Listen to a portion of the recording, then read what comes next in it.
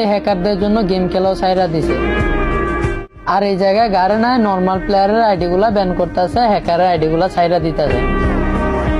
অনেক নর্মাল প্লেয়ারের আইডি গুলা কিন্তু গারেনায় ব্যান করছে, অথচ হ্যাকারের আইডি গুলা দেখতেছি কোনো কিছুই করতেছে না গারেনা। গারেনা থাইকো তুমি তোমার হ্যাকার নিয়ে, যখন আমরা নর্মাল প্লেয়ার গুলা চলে যাবো তখন বুঝতে পারবা। একটা নর্মাল প্লেয়ার আর কত সহ্য করবে? আমরা বেশিরভাগ প্লেয়াররাই কিন্তু নর্মাল একটা ডিভাইস দিয়ে গেম প্লে করি, না আছে ভালো কোনো গান স্কিন, না আছে ভালো কোনো মুভমেন্ট। তা দিয়ে একটা ভালো প্লেয়ারের সাথে ফাইট নিতে আমাদের হিমশিম খেতে হয়, তার ভিতরে আবার এরা। ভাবছিলাম এই আপডেটে কোনো হ্যাকার থাকবে না, গেমটা শান্তি মতো খেলতে পারবো, এবার গ্র্যান্ড মাস্টার পোস্টটা শান্তি মতো দিতে পারবো।